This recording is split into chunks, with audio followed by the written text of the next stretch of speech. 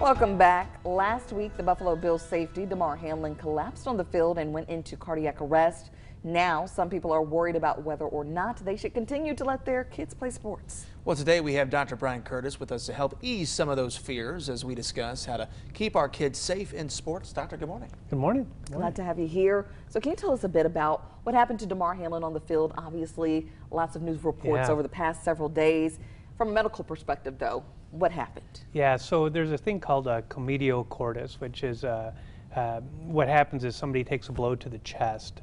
And it's very rare because your heart has to be in a certain period of a contraction. So it has to be in kind of this repolarization period, and then it takes a sharp blow to the chest, which causes kind of a haywire to the circuitry and causes your heart to go into ventricular fibrillation.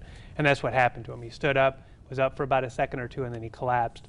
The treatment of that is what they actually did, immediate CPR, and he defibrillated him, and that's what they did, and that's why he went home yesterday from the hospital, which was wonderful news. But, you know, that's the big fear that everybody always has when somebody takes a blow to the chest. Yeah, amazing news yesterday there. So a lot of sports have a lot of different injuries. What are maybe a couple that we can talk about this morning about some of these injury risks that are out there? Yeah, so I mean, the biggest sports for injuries are obviously ones that you would think about: soccer, basketball, football, hockey.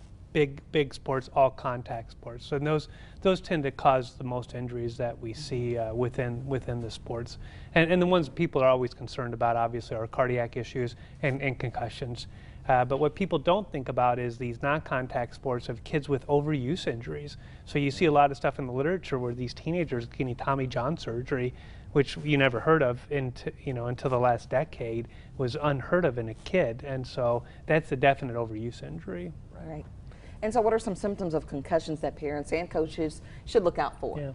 Yeah, and so there's always obvious ones: headache, confusion, inability to maintain concentration, but there's emotional ones too. So they could be sad or irritable or crying. Those are actually, or they could just be more tired. So those are the other ones that people really need to keep an eye on for concussions. All right, very good. Well, how can we prevent other injuries on the field? I mean, I've played about every sport in the book. There's a lot of different things you can have, knee injuries, whatever. How can we work to be proactive and try to prevent those? Yeah, so the big one is if you have gear, make sure it fits properly. Yeah, and so don't be too big or too small. So appropriate size gear to protect the person.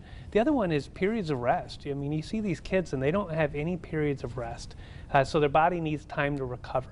And that will prevent overuse injuries and actually will prevent other injuries. And the big one around concussions is the concussion has to be resolved. The kid cannot go back until the concussion is resolved, and you have to have a return to play plan. And that's important for every parent to know. So my nephew had a concussion, and I asked my sister-in-law, I'm like, what's his return to play plan? And they had one for him, and it was a beautiful one, and he did fine. Okay. All right, and lastly, before we go, I guess what would be some advice for parents who may be, a little weary in light of all these events? Yeah, it's scary. I mean, you see the stuff, and but at the end of the day, it's extremely rare. These things occur outside of organized sports also.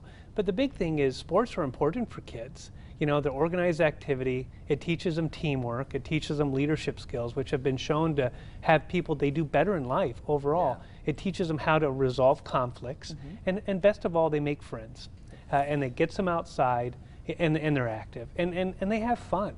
And that's the big piece that we need to kind of refocus our interest on. Okay, good. A lot of good reminders there. Dr. Brian Curtis, thanks for being here today. Thank you.